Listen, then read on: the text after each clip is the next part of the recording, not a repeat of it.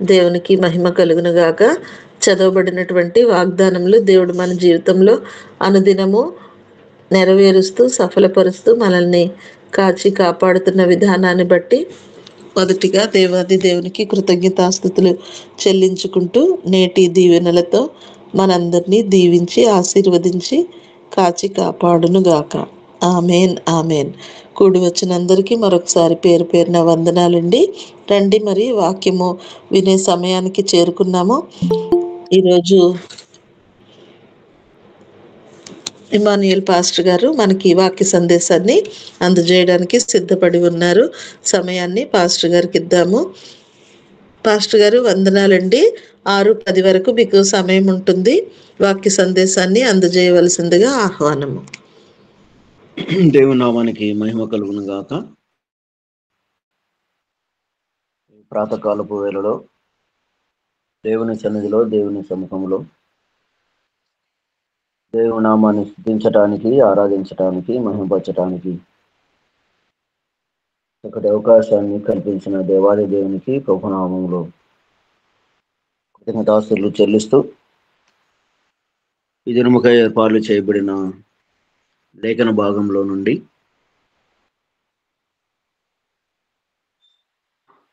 రాజుల మొదటి గ్రంథం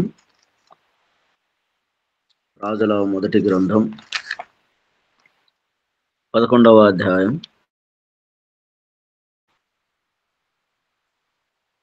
42వ వచనాన్ని చదువుకుందామండి. చదివి ఎవరైనా సహాయం చేయగలిగితే మంచిది. పాస్టర్ గారు 11వ అధ్యాయము వచనం 42 అమ్మా. సొలొమోను యెరూషలేమునందు ఇశ్రాయేలునందరినీ ఏలిన కాలము 40 సంవత్సరములు. చదవండి సార్. అంతటా సొలొమోను తన పితరులతో కూడా నిద్రించి తన తండ్రి అయిన దావీదు పురమందు సమాధి చేయబడెను. తరువాత అతని కుమారుడైన రెహబాము అతనికి మారుగా రాజాయెను. 12వ అధ్యాయం కూడా అండి. రెహబామునకు పట్టాభిషేకం చేయుటకు ఇశ్రాయేలులందరూ షెకెమునకు రాగా రెహబాము షెకెమునకు పోయెను. నెబాతు కుమారుడైన యెరోబాము రాజైన సొలొమోను వద్ద నుండి పారిపోయి ఐగుప్తులో నివాసము చేయుచుండెను. యెరోబాము ఇంకా ఐగుప్తులోనే ఉండి ఆ సమాచారము వినెను. జనులు అతని పిలువనంపగా యెరోబామును ఇశ్రాయేలుల సమాజమంతయును వచ్చి రెహబాముతో, నీలాగు మనవి చేసిరి, నీ తండ్రి బరువైన కాడిన మా మీద ఉంచెను. నీ తండ్రి నియమించిన కఠినమైన దాస్యమును మా మీద అతడు ఉంచిన బరువైన కాడిని నీవు చులకన చేసిన యెడల మేము నీకు సేవ చేయుదుము. అందుకు రాజు దేవునికి స్తోత్రం. చిన్న మాట ప్రార్థన చేసుకుందామండి. దయాళుడైన తండ్రి, మీ పరిశుద్ధమైన పాదములకు స్తోత్రం. మేము నిన్నటి వారమై ఉండగా నేటి ఉదయకాలపు దీవెనలతో మమ్మల్ని నింపి ప్రాణప్రాప్తిని మీరు అనుగ్రహింపజేసి యేసు వైపు చూస్తూ అనే ఆధ్యాత్మికమైన కార్యక్రమం ద్వారా ఆయా ప్రదేశాలు, ఆయా ప్రాంతాలు దూర ప్రాంతమైనప్పటికీ కూడా ఈ మీటు ద్వారా మమ్మల్ని అందరినీ మీరు దగ్గర చేర్చి తండ్రి నామ స్మరణలో పాటల ద్వారా, వాక్యం ద్వారా, ప్రార్థన ద్వారా, సందేశాల ద్వారా మీరే ఒక స్థలములో ఉంచి నడిపిస్తున్న విధానం కొరకై స్తోత్రం. నడిపిస్తున్న నీ దాసుని కుటుంబాలను, బిడ్డలను మీరు బలపరచండి, నీ ఆత్మగురులుగా తయారు చేయండి. అనేక ప్రాంతాలు, అనేక తండ్రి పరిసరాలు తిరుగుతూ ఉండగా, దర్శిస్తూ ఉండగా నీ దాసునికి చక్కటి ఆరోగ్యం, ఆయుష్ను మీరు దయచేయండి. పరిచర్య మీద ఉన్నటువంటి మక్కువ ఉంది, మీరే సహాయం చేయండి. ఇలాగ చేరవచ్చిన నీ బిడ్డలందరినీ బట్టి ఉదయకాలపు దీవులతో మమ్మల్ని అందరినీ మీరు నింపండి. మీ పక్షంగా నిలిచి మాట్లాడుతూ ఉండగా మీ సన్నిధి కాంతిని మా మీద ప్రకాశింపచేయండి. చిన్న మేమందరము ప్రభా మీ మాటలకు విధేయత కలిగి మేము ఎలాగూ నడుచుకోవాలో, ఎలాగూ జీవించాలో భూమి మీద ప్రజల మధ్య అలాగూ మమ్మల్ని మీరు నడిపిస్తున్న విధానం కొరకై స్తోత్రములు చెల్లిస్తూ రెహబామును గురించి ధ్యానిస్తూ ఉండగా వారి జీవితంలో మేము అలవర్చినటువంటి విషయాలు, మేము నేర్చుకోవాల్సినటువంటి విషయాలు మాకు మీరు జ్ఞాపకం చేస్తున్న విధానం కొరకై స్తోత్రములు చెల్లిస్తూ యేసయ్య అతి ఉన్నతమైన నామములో అడిగి వేడుకుంటూ ప్రార్థిస్తూ ఉన్నాము తండ్రి. ఆమేన్. ప్రభునందు ప్రియమైన దైవ జనాంగమా, ఉదయకాలపు వేళలో చేరవచ్చిన మీ అందరికీ ప్రభువైన యేసుక్రీస్తు వారి అమూల్యమైన నామములో మీకెల్లరికీ శుభాభివందనాలు తెలియజేస్తూ ఉన్నా.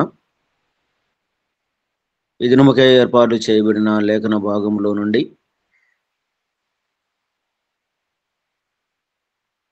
మొదటి రాజుల గ్రంథం 11వ అధ్యాయం 42 నుండి 43 వచనాల వరకు చదువుకున్నాం. అలాగే 12వ అధ్యాయం మొదటి 2 వచనాలను కూడా దేవుని దాసులు చక్కగా చదవగలిగారు. రెహబామును గురించి ఈ ప్రాతకాలపు వేళలో కొన్ని విషయాలు మనము ధ్యానం చేద్దాం. ఈ రెహబాము బైబిల్ గ్రంథంలో రెహబామును గురించి మొదటి రాజుల గ్రంథం 11వ అధ్యాయం 42వ వచనం, అలాగే మొదటి రాజుల గ్రంథం 14వ అధ్యాయం 31వ వచనం, అలాగే దినవృత్తాంతాల గ్రంథం 2వ గ్రంథం 10వ అధ్యాయం 11వ అధ్యాయం 12వ అధ్యాయాలలో ఈ రెహబామును గురించి చక్కటి భాగాలు లేక చరిత్ర, రెహబామును గురించి వివరించినటువంటి విధానాలు ఈ 3 అధ్యాయాలలో మనము గమనించగలం. దినవృత్తాంతాలు 10వ అధ్యాయం 11వ అధ్యాయం 12వ అధ్యాయం, రాజుల మొదటి గ్రంథం 11వ అధ్యాయం 42వ వచనం, 14వ అధ్యాయం 31వ వచనంలో రెహబామును గురించినటువంటి సంగతులు, చాలా విషయాలు ఇందులో కనపడుతూ ఉన్నాయి. రెహబాము ఎవరు అని మనం గమనిస్తే లేక ఆలోచన చేస్తే 42వ వచనంలో మనం చదువుకున్నాం. 43వ వచనంలో రెహబాము ఎవరు అంటే సొలొమోను కుమారుడు అని మనం చదువుకున్నాం. దేవుడు సొలొమోనుకు ఎంత జ్ఞానాన్ని ఇచ్చాడో, ఎంత సంపదను ఇచ్చాడో, ఎంతగా దేవుడు సొలొమోను రాజును దీవించాడో మనం పరిశుద్ధ బైబిల్ గ్రంథంలో చాలా విషయాలు మనం నేర్చుకోగలం. ఆయన గర్భంలో నుండి పుట్టినటువంటి కుమారుడు రెహబాము.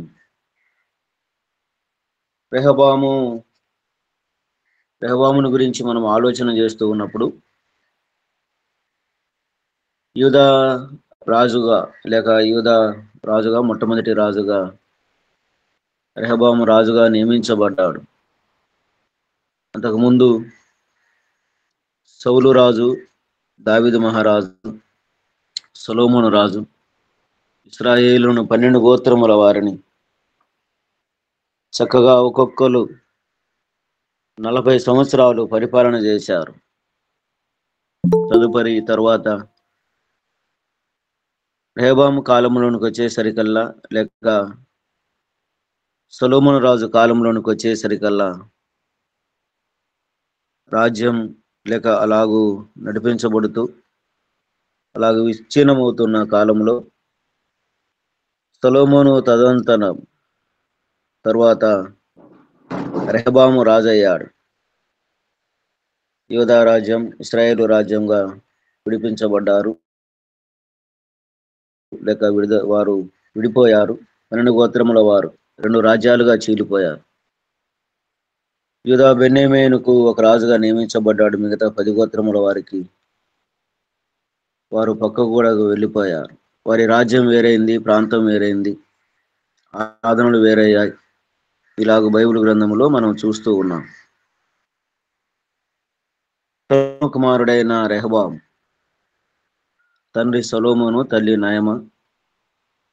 ఈమె అమ్మోనీయురాలు. ఆదికాండం 19వ అధ్యాయం 37వ వచనంలో ఈమెను గురించినటువంటి లేక వీరి పితరుల గురించినటువంటి సంగతులు మనము జ్ఞాపకం చేసుకోవచ్చు. లోతు కుమార్తె వారి సంతానం అమ్మోనీయురాలు. రెహబాముకు 18 భార్యలు, 60 మంది ఉపపత్నులు ఉన్నారు. 28 మంది కుమారులు, 60 మంది కుమార్తెలు కలిగినటువంటి వాడు. వీరిలో చాలా మంది 18 మంది భార్యలు ఉన్నప్పటికీ కూడా మాయాకాను ఎక్కువగా ప్రేమించేవాడు ఈ రెహబాము. ఆయన 41 సంవత్సరములో మొదటి రాజుల గ్రంథం 14వ అధ్యాయం 21వ వచనం నుండి 31 వచనాల వరకు 41 సంవత్సరాలలో రాజయ్యాడు. 17 సంవత్సరాలు యూదా దేశాన్ని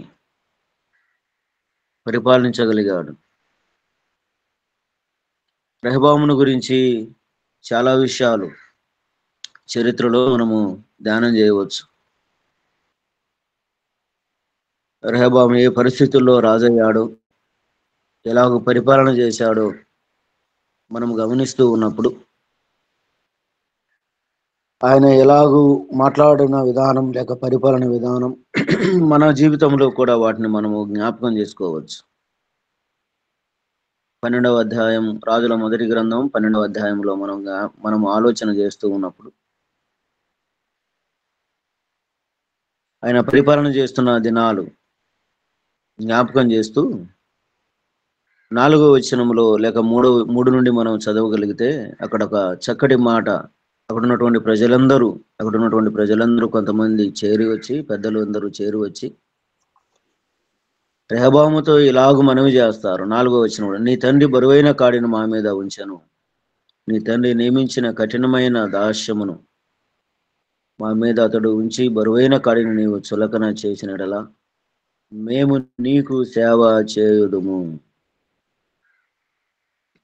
సొలొమోను మహా భక్తుడు లేక మంచి రాజు.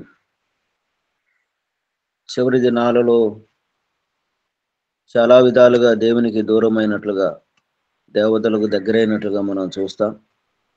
అతి ఎక్కువగా పనులు కట్టించి ప్రజలను బాధించేవాడిగా కనపడుతున్నప్పటికీ కూడా ప్రజలు అన్నారు, మీ తండ్రి వలన మేము విసిగిపోయాం, అయితే ఆ బరువైనటువంటి కాడిని నువ్వు చులకన చేయి అని వారు అంటూ ఉన్నప్పుడు 5వ వచనములు అంటాడు కదా, అందుకు రాజు, మీరు వెళ్ళి 3 దినములైన తర్వాత నా యొద్దకు తిరిగి రండని సెలవీయగా జనులు వెళ్ళిపోయారు. ఇలా ఆ మాటలన్నీ మనం చూస్తూ ఉన్నామండి. 7 నుండి 8, 9 ఆ వచనాలు మనం చూస్తూ ఉన్నాం. అయితే ఇక్కడ పెద్దల మాట ఆయన పెడచెవిన పెట్టినట్లుగా మనం చూస్తూ ఉన్నాం. పెద్దలు, వృద్ధులు, ఆలోచన కలిగినటువంటి వారు, జ్ఞానం కలిగినటువంటి వారు, వారి మాట రెహబాము తీసుకొనలేదు. వారితో నడిచినటువంటి లేక ఆయన కాలంలో ఆయనతో ఉన్నటువంటి యవనస్తుల మాట తీసుకున్నాడు. మనం ఏం చేద్దాం, ఏం చేయాలి అని వారిని సలహా అడిగినప్పుడు వారు ఇంకా దానిని ఎక్కువగా చేస్తారు, ఇంకా దానిని చేయండి అని వారు చెప్తారు. పెద్దల ఆలోచన నాడు కావచ్చు, నేడు కావచ్చు, అది దీవెనకరమైనటువంటి మాటలుగా మనం గమనిస్తాం. రెహబాము అలాగు చేయలేదు. పెద్దల మాట పక్కన పెట్టాడు, యవనస్తుల మాట తీసుకున్నాడు. 10వ వచనంలో మనం చదివితే, అప్పుడు అతనితో కూడా ఎదిగిన ఆ యవనస్తులు ఈ ఆలోచన చెప్పిరి. చూడండి, పెద్దలకు లేక యవన బిడ్డలకు ఉన్నటువంటి ఆలోచన ఏంటంటే, పెద్దలు ఆలోచన కలిగినటువంటి వారు, యవనస్తులు ఆలోచనను వారు చెడగొడుతూ ఉన్నారు. యవనస్తులు తన ఆలోచనను చెడగొడుతూ ఉన్నారు. పరిశుద్ధ బైబిల్ గ్రంథంలో మనం గమనిస్తూ ఉన్నప్పుడు కొరింథీయులకు రాసిన మొదటి పత్రిక 15వ అధ్యాయం 28వ వచనంలో లేక 23వ వచనంలో, దుష్ట సాంగత్యం మంచి నడవడికను చెరుపుతూ ఉంది. రాజు చక్కటి ఆలోచన కలిగినటువంటి వాడిగా ఉండాలి. రాజు మంచి ఆలోచన కలిగినటువంటి వాడిగా ఉండాలి. రాజు మంచి పరిపాలకుడిగా ఉండాలి. ప్రజలందరినీ న్యాయంగా, ధర్మంగా పరిపాలించే వాడిగా ఉండాలి. ఆలోచన చెప్పేవారు అనేక మంది ఉండవచ్చు, కానీ ఆ ఆలోచన మంచిదై ఉండాలి. అడిగే విధానం కూడా పెద్దల ఆలోచన తీసుకుంటే మరొక విధంగా ఉండేది, కానీ యవనస్తుల ఆలోచన తీసుకొని రాజు ఇలాగు చేస్తూ ఉన్నాడు. ఆ రాజుతో మేము విసిగిపోయాం, ఆ రాజుతో మేము వేచారిపోయాం, ఆ రాజు మమ్మల్ని బాగా బాధ పెట్టాడు.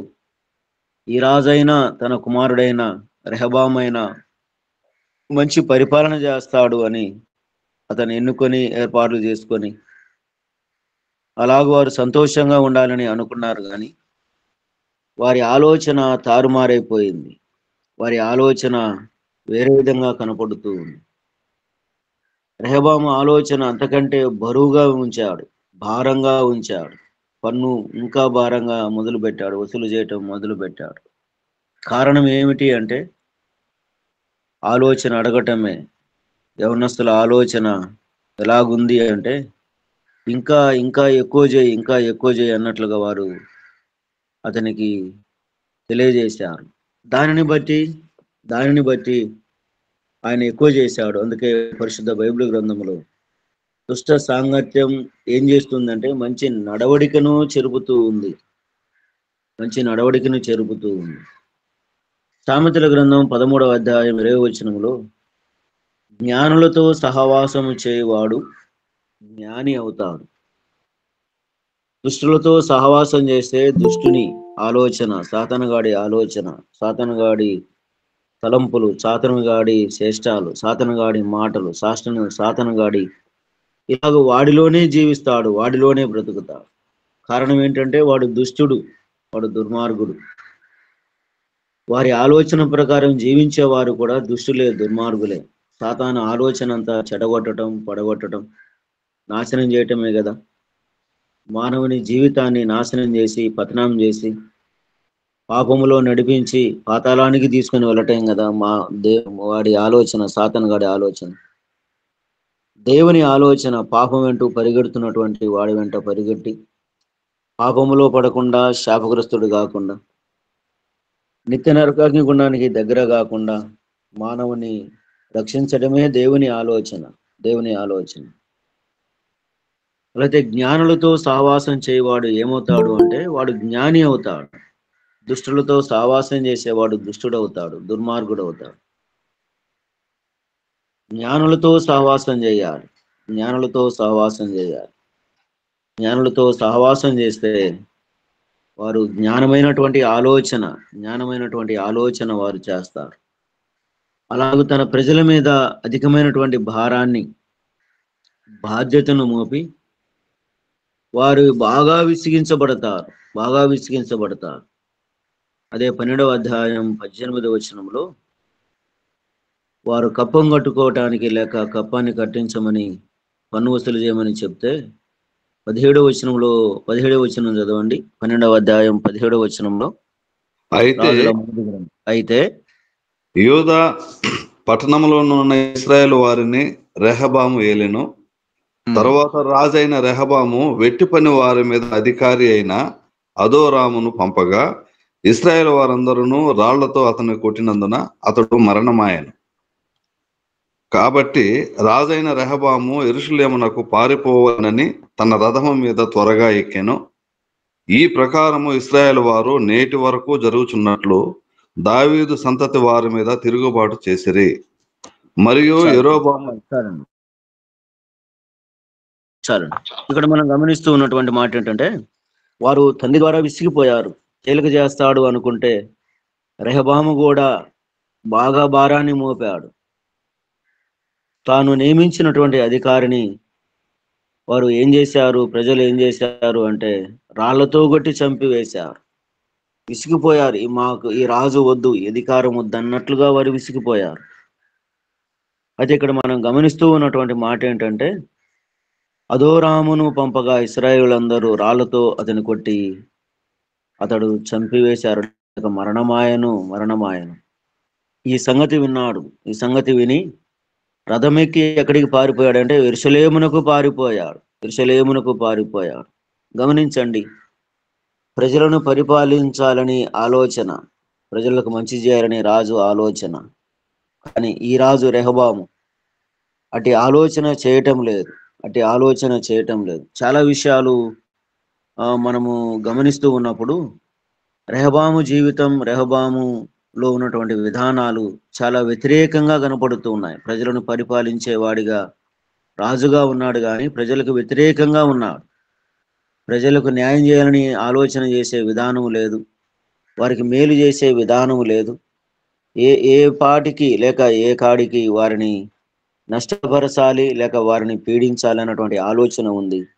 ఈ క్రమంలో రాజు ఒక అధికారిని నియమించాడు. ఆ అధికారి వెళ్ళి వారిని అడగగా అప్పటికే కోపముతో, అప్పటికే విసిగిపోయినటువంటి ప్రజలు ఆ వ్యక్తిని, అదోరామును రాళ్లతో కొట్టి చంపివేశారు. ఒకవేళ నా మీద కూడా తిరుగుబాటు చేస్తారేమో అన్నటువంటి ఆలోచన కలిగినటువంటి రెహబాము రథమెక్కి పారిపోయాడు. వారి పితరులైన దావీదు కావచ్చు, వారి తండ్రి అయిన సొలొమోను కావచ్చు, ఎంత మంచిగా వారు జీవించారో. దావీదు జీవిత కాలంలో ఎక్కడో ఉన్నటువంటి వారు, ఎక్కడెక్కడో బాధపడుతున్నటువంటి వారు, లేక విసిగిపోయినటువంటి వారు, ఇతరుల ద్వారా విసిగిపోయినటువంటి వారు దావీదు భక్తుని లేక దావీదు మహారాజును ఆశ్రయించారు. అయ్యా, నువ్వు మాకు రాజుగా ఉండు, నువ్వు మాకు రాజుగా పరిపాలన చేయి అని వారు వేచారిపోయారు, లేక వారు అడుగుకున్నారు. వారిని అందరినీ దావీదు భక్తుడు లేక దావీదు రాజు చక్కగా పరిపాలన చేయగలిగాడు. వారి గర్భములో నుంచి వచ్చినటువంటి కుమారుడైన ఈ రెహబాము వ్యతిరేకంగా జీవిస్తూ ఉన్నాడు, బ్రతుకుతూ ఉన్నాడు. చూడండి, పారిపోతూ ఉన్నాడు. కారణం ఏంటి? ప్రజలకు వ్యతిరేకం చేయటమే కదా. కారణం ఏమిటి? ఎప్పుడైతే ప్రజలను అన్యాయంగా చేస్తూ ఉన్నాడో, వారు తిరుగుబాటు చేసినప్పుడు పారిపోతూ ఉన్నాడు. దావీదు భక్తుడు లేక దావీదు రాజు, వారి గురించి బైబిల్ గ్రంథంలో ఒక చక్కటి మాట మనం ఆలోచన చేస్తే, దావీదు మహారాజు ఎలాంటి వాడు అంటే ధైర్యం కలిగినటువంటి వాడు. దావీదు రాజు ఎలాంటి వాడు అంటే సింహము గొండగలిగినటువంటి వాడు. ఎంతమందినైనా ఎదిరించగలిగినటువంటి ధైర్యశాలి. యవనములోనే గొలియాతును చంపగలిగినటువంటి వాడు ఒకే ఒక్క రాయితోటి. అలాంటి సింహము గుండెగలిగినటువంటి సంతానములో నుండి ఈ రెహబాము పారిపోతూ ఉన్నాడు. కారణం ఏమిటి అంటే దేవుని మీద లేక దేవుణ్ణి ఆరాధించకుండా, దేవుణ్ణి జ్ఞాపకం చేసుకోకుండా, దేవుణ్ణి మహిమపరచకుండా ప్రజల మీద, యవనస్తుల మీద ఆధారపడ్డాడు. తన సొంత ఆలోచన ద్వారా ఆధారపడుతూ ఉండగా వారు వ్యతిరేకులయ్యారు. వారు తరుముతూ ఉండగా రెహబాము పారిపోయాడు వారికి భయపడి. రాజు పరిపాలించేవాడే గాని పారిపోకూడదు. రాజు వారిని ధర్మంగా చూడాలే గాని వారి మీద వ్యతిరేకంగా మాట్లాడకూడదు. అయితే ఇక్కడ వ్యతిరేకంగా రెహబాము ఉన్నప్పుడు వారి నుండి పారిపోతున్న రెహబామును మనం ఇక్కడ గమనిస్తూ ఉన్నాం. ఇక్కడ మనం చదువుతూ ఉండగా రాజుల మొదటి గ్రంథం 14వ అధ్యాయం, రాజుల మొదటి గ్రంథం 14వ అధ్యాయంలో 22వ వచనంలో మనం చదివితే, అక్కడ ఒక చక్కటి మాటను మనము గమనిస్తూ ఉన్నాం. కింది వచనాలు అలాగూ 40, 30, 42 నుండి మనం చదువుతూ ఉన్నప్పుడు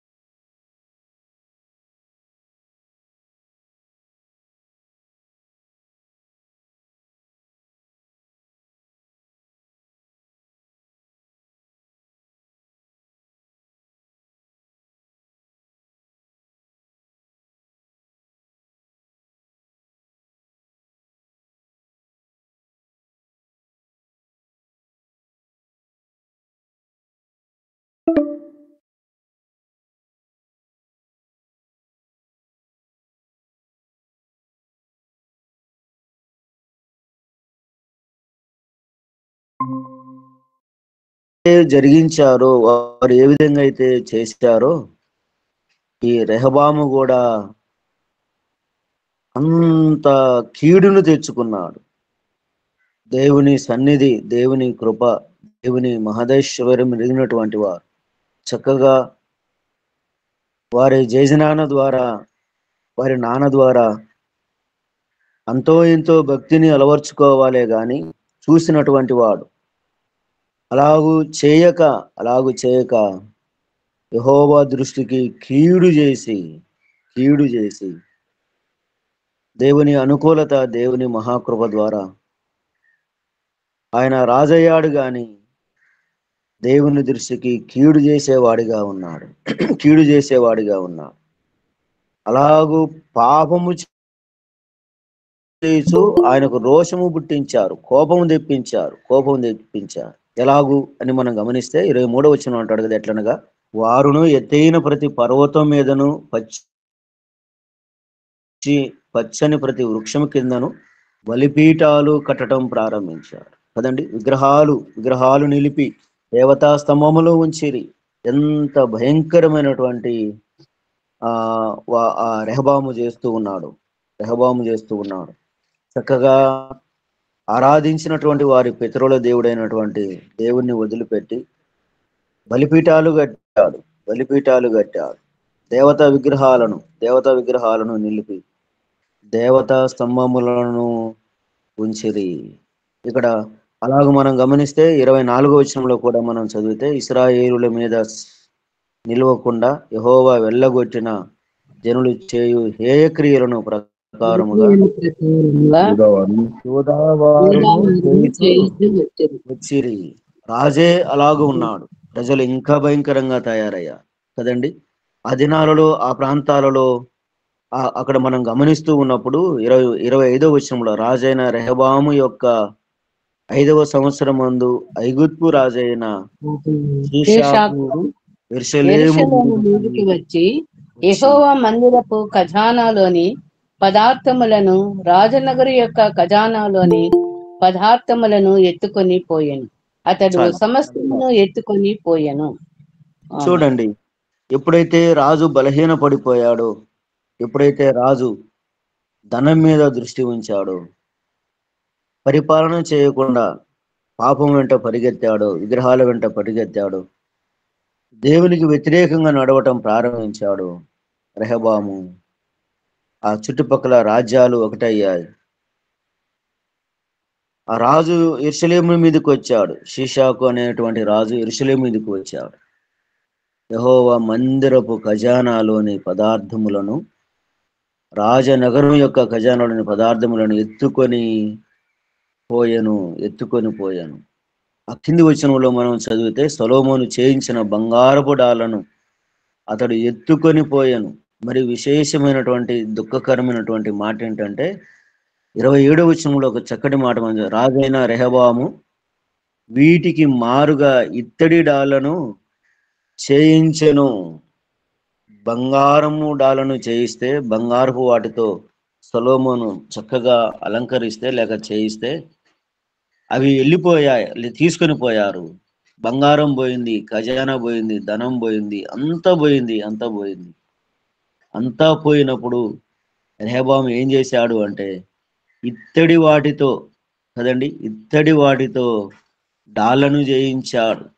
ఎంత విచారకరం, ఎంత దుఃఖకరం గమనించారా?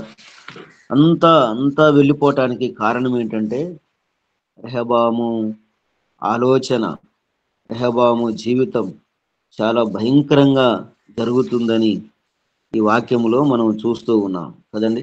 అదే రాజుల గ్రంథం 14వ అధ్యాయం 30వ వచనంలో కూడా మనం చదివితే, వారు బ్రతికినంత కాలము రెహబామునకును యెరోబామునకును యుద్ధము జరుగుతూ ఉండేను. సమాధానము లేదు, శాంతి లేదు కదండి. ఎందుకు ఉండదు సమాధానం, శాంతి అంటే దేవుడిచ్చే సమాధానం వేరు, మనుషుల మీద ఆధారపడినటువంటి సమాధానం వేరు. ప్రప్రదంగా రెహబాము చేసినటువంటి తప్పు ఏంటంటే దేవుని మీద ఆధారపడలేదు. దేవుని మీద ఆధారపడకుండా, దేవుణ్ణి స్మరించకుండా, దేవుణ్ణి ఆరాధించకుండా, దేవుణ్ణి మహిమపరచకుండా వెళ్ళిపోయారు. అదే దినవృత్తాంతాల గ్రంథం ఒక్కసారి తీయండి. దినవృత్తాంతాల గ్రంథం 12వ అధ్యాయం 1వ వచనం చదవండి. దినవృత్తాంతాల గ్రంథములో 12వ అధ్యాయం 1వ వచనంలో ఒక చక్కటి మాట మనం చదువుకోవచ్చు ఈ రెహబామును గురించి. 2వ దినవృత్తాంతాల గ్రంథం 12వ అధ్యాయం 1వ వచనం. 12వ అధ్యాయం రెహబాము రాజ్యము స్థిరపడి తాను బలపరచబడిన తరువాత అతడును ఇశ్రాయేలీలందరూ యెహోవా ధర్మశాస్త్రమును విసర్జించిరి. ఆగండి. అలాగ మనం చదువుతూ ఉన్నప్పుడు కదండి, స్థిరపడింది, రాజ్యం స్థిరపడింది, తాను బలపరచబడ్డాడు, తాను పరిపాలన చేస్తూ ఉన్నాడు. అయితే ఇక్కడ ఒక చక్కటి మాట, విచారకరమైనటువంటి మాట ఏంటంటే, అతడును ఇశ్రాయేలులందరూ యెహోవా ధర్మశాస్త్రమును ఏం చేశారు అంటే విసర్జించారు. కారణం ఏమిటి అని మనం చదివితే, ఇందాక మనం చదువుకున్నాం కదా రాజుల గ్రంథాలలో, ఆయన బలిపీఠాలు కట్టడం, విగ్రహాలు నిలపడం, బలిపీఠాల మీద దేవుణ్ణి వదిలిపెట్టారు. దేవతలను ఆరాధించటం, పూజించటం, వారి ఆరాధన విధానం వేరైపోయింది. చక్కగా ఆరాధించేటువంటి వారు, మహిమపరిచేటువంటి వారు ఆరాధనను వదిలిపెట్టారు, ధర్మశాస్త్రాన్ని వదిలిపెట్టారు. ధర్మశాస్త్ర గ్రంథాన్ని ఏం చేశారంటే విసర్జించడానికి కారణం ఏంటంటే, వారు ఏదో వాటిని పూజిస్తూ ఉన్నారు, ప్రేమిస్తూ ఉన్నారు. ఒకదాన్ని ప్రేమిస్తే ఒకదాన్ని విసర్జించాలి, ఒకదాన్ని విసర్జిస్తే మరొకదాన్ని ప్రేమించాలి.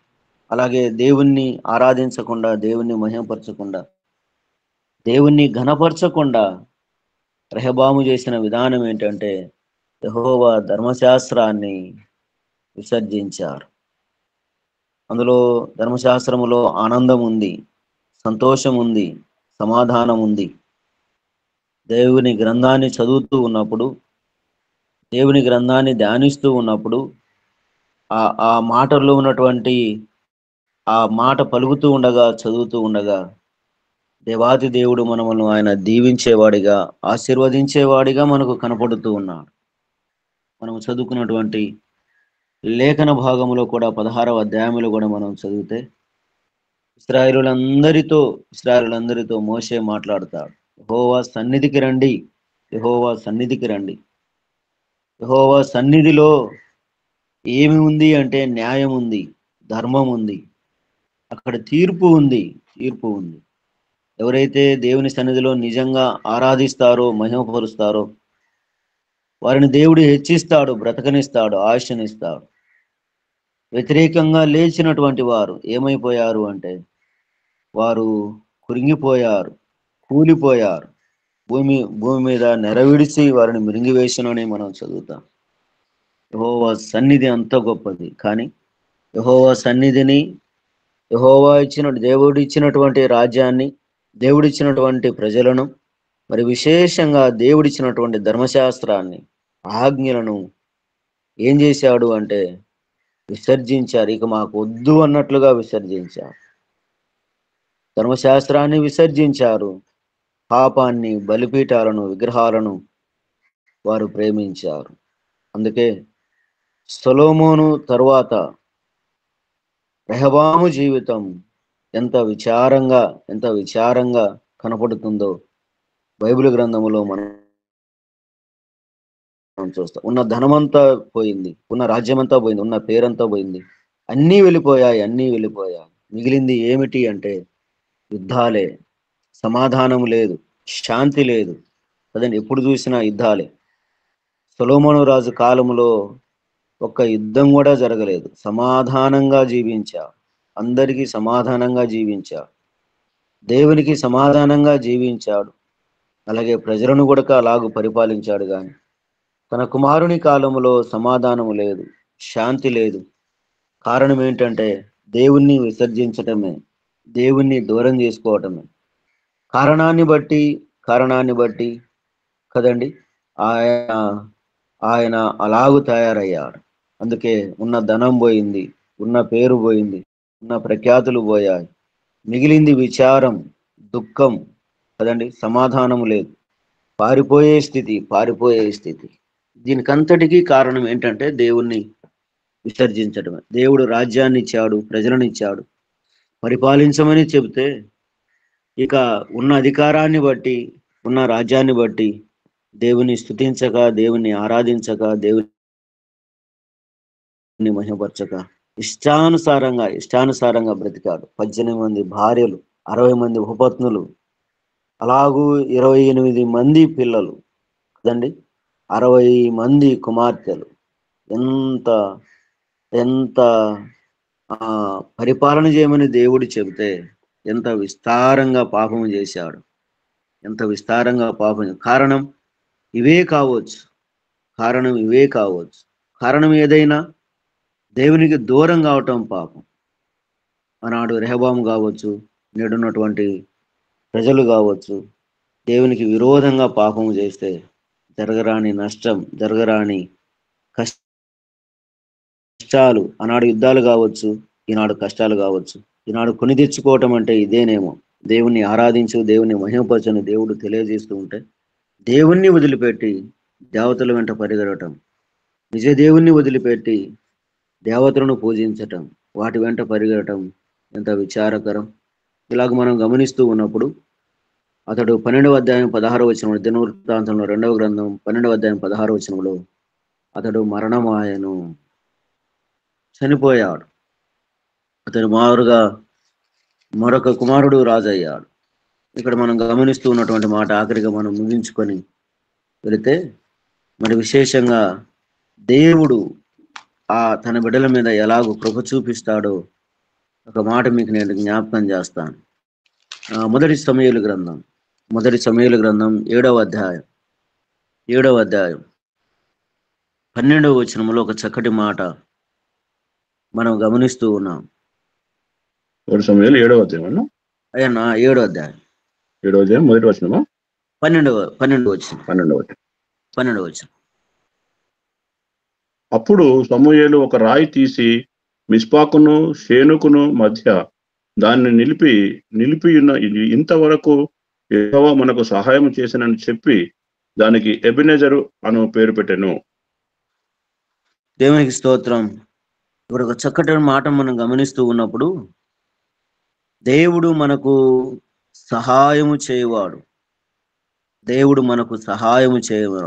ఎబెనెజరు అనగా దేవుని సహాయం. సమూయేలు ఇలాగూ తన ప్రజలకు జ్ఞాపకం చేస్తూ ఉన్నాడు. దేవుడు సహాయం చేసేవాడు. దేవుడు ఆనాడు కావచ్చు, నేడు కావచ్చు, మనందరికీ ఆయన సహాయకుడిగా ఉండి నడిపించేవాడు. అలాగూ నడిపిస్తూ ఉన్నటువంటి దినాలలో ఆనాడు నడిపించాడు, నేడు మనమలందరినీ కూడా దేవుడు నడిపిస్తూ ఉన్నాడు. ఆ నడిపిస్తూ ఉన్నటువంటి దేవుని వెంట మనం వెళుతూ, ఆ నడిపిస్తూ ఉన్నటువంటి దేవునితో సహవాసం చేస్తే దేవుడు మనందరినీ కూడా ఆయన జ్ఞాపకం చేసుకోగలడు. అలాగే 2వ సమూయేలు గ్రంథం 7వ అధ్యాయం 7వ అధ్యాయంలో 12వ వచనం చదవండి. ఈ దినములు సంపూర్ణమగునప్పుడు నీవు నీ పితరులతో కూడా నిద్రించిన తర్వాత, దినములు సంపూర్ణములగునప్పుడు నీవు నీ పితరులతో కూడా నిద్రించిన తర్వాత నీ గర్భములో నుండి వచ్చిన నీ సంతతిని హెచ్చించి రాజ్యమును అతనికి స్థిరపరచెదను. దేవునికి స్తోత్రం. ఇక్కడ ఒక చక్కటి మాట మనం గమనిస్తే, రాజ్యాన్ని స్థిరపరిచేవాడు. దావీదు భక్తునితో దేవుడు అన్నాడు, నీ సంతానాన్ని నేను హెచ్చిస్తాను, నిన్ను బట్టి వారిని నేను నాశనం చేయను. అలాగైతే నీ సంతానములో నుండే, నీ గర్భములో నుండే వారిని నేను హెచ్చిస్తాను అన్నాడు. నీ రాజ్యాన్ని నేను స్థిరపరుస్తాను. వారు ఎంత పాపము చేసినా ఆయన యూదా రాజ్యం అలాగూ పరిపాలించడానికి కారణం ఏంటి? దావీదు మహారాజు గర్భములో నుండి, సొలొమోను గర్భములో నుండి అలాగొచ్చినటువంటి వారు అనేక మంది పరిపాలన చేశారు. కారణం ఏంటంటే దావీదు భక్తుడే, దావీదు మహారాజే. నిన్ను బట్టి వారిని నేను నాశనం చేయను. చూసారా, ఆ సంతానం అంతటితో ఆగిపోకుండా ఒక్కొక్కరిగా వారు పాపం చేస్తూ ఉన్న, వారు దేవునికి దూరమైన, దేవుని మహాకృప దావీదుకి ఇచ్చినటువంటి వాగ్దానాన్ని బట్టి, దావీదు భక్తునికి ఇచ్చినటువంటి ఆ నిబంధనను బట్టి ఆయన జ్ఞాపకం చేస్తూ ఆయన పలికిన, నీ సంతానాన్ని నేను నాశనం చేయను, ఈ రాజ్యాన్ని అలాగే స్థిరపరుస్తానని దేవాతి దేవుడు జ్ఞాపకం చేశాడు. కాబట్టి వారు వ్యతిరేకులైనప్పటికీ కూడా, వారు పాపం చేస్తున్నప్పటికీ కూడా దేవుని మహాకృప యూదా రాజ్యం మీద, యూదా రాజుల మీద ఉంది కాబట్టి, దాని బిడ్డల మీద, సంతానం మీద ఉంది కాబట్టి ఆయన వారిని దీవిస్తూ ఉన్నాడు. అలాగే రెహబాము జీవితంలో మనం నేర్చుకోవాల్సినటువంటి విషయాలు కొన్ని క్లుప్తంగా మనం ఆలోచన చేశాం. మన జీవితంలో కూడా దేవుణ్ణి విసర్జించకుండా, దేవుని నిత్యము ఆరాధిస్తూ, మహిమపరుస్తూ, ఘనపరుస్తూ దేవుని వెంట మనం వెళితే దేవుడు మనకు తోడు నీడగా ఉండి నడిపిస్తాడు. అతి కృప దేవాతి దేవుడు మనందరికీ, ఈ జూములో ఉన్నటువంటి వారందరికీ దేవుడు సదాకాలము తోడేని నడిపించిన గాక. సమీపించినటువంటి ధనరాజయ్య గారికి, అమ్మగారికి, ఉన్న మీకందరికీ ప్రభునామములో మరోసారి వందనాలు తెలియజేస్తూ ఈ మాటలు నేను ముగిస్తూ ఉన్నాను. వందనాలండి, అందరికీ వందనాలు. ఆమేన్, ఆమేన్. వందనాలండి. చక్కగా రెహబాము చరిత్రను జ్ఞాపకం చేసిన ఇమ్మానుయేల్ పాస్టర్ గారికి హృదయపూర్వకమైన వందనాలు తెలియజేస్తున్నాను. రెహబాము పతనముకు కారణం దేవుడు కృపగల దేవుడు అయినప్పటికీ ఆయన కృపను మర్చిపోయి యవనస్తుల సలహా ప్రకారం దేవునికి కాని పని, దేవుని దృష్టికి విరోధమైన పని చేసినట్టు, తద్వారా పతనము కొని తెచ్చుకున్నట్టు. పరిశుద్ధుడైన దేవుడు సర్వము ఇచ్చాడు, రాజ్యాన్ని ఇచ్చాడు, అధికారాన్ని ఇచ్చాడు. సొలొమోను రాజు కాలంలో నిమ్మలము ఉండెను, యుద్ధమే లేకపోయాను. సర్వ ప్రజలు శాంతి సమాధానాలు అనుభవించుంటారు. కుమారుడు రెహబాము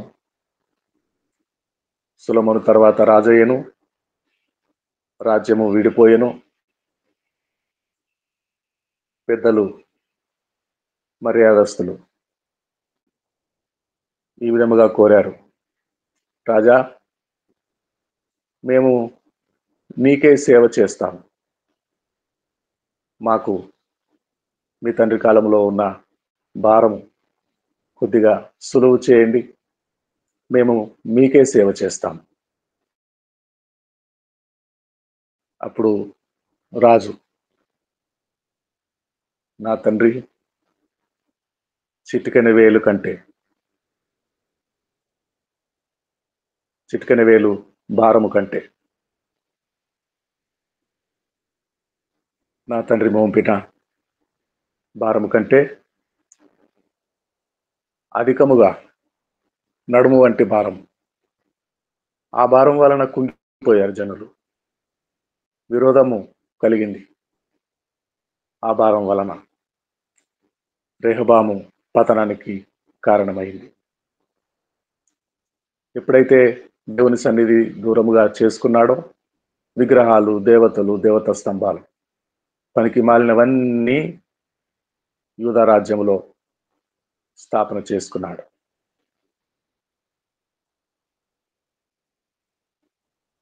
రాజ్యము పోయింది, ధనమంతా పోయింది, వెండి బంగారాలు అమూల్యమైనవి పోయినాయి.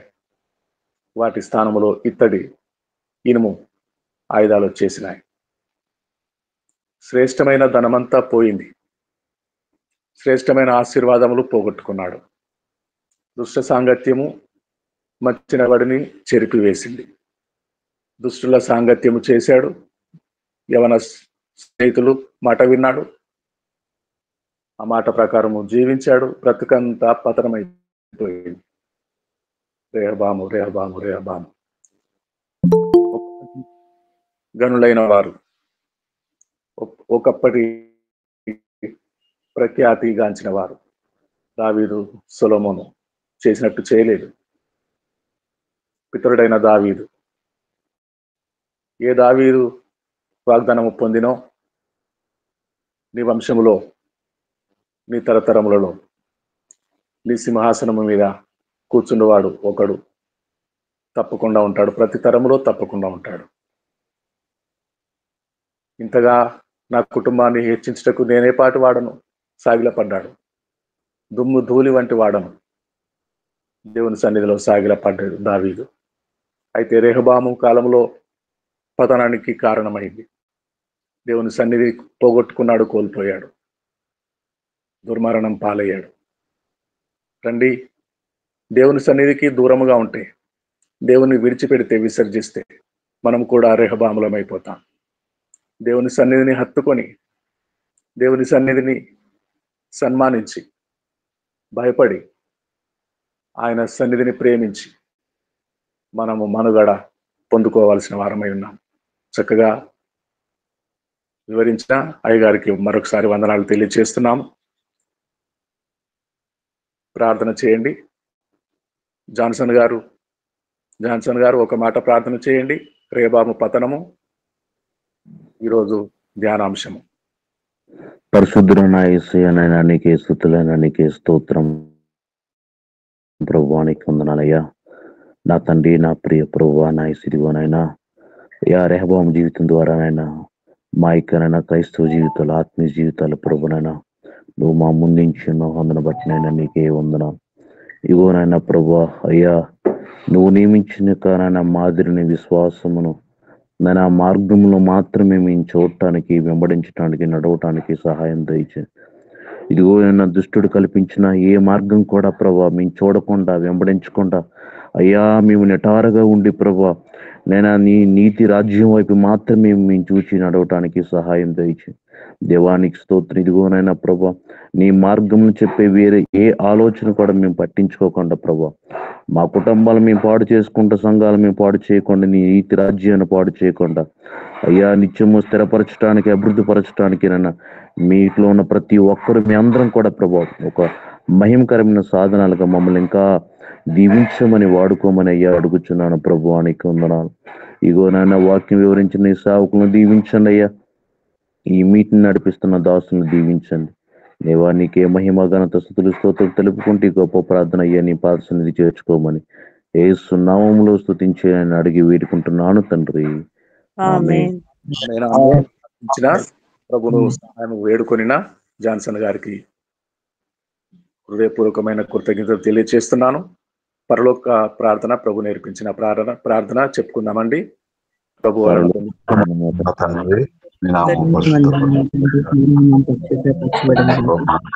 మీ రాజ్యం ఎందనో నెరవేరు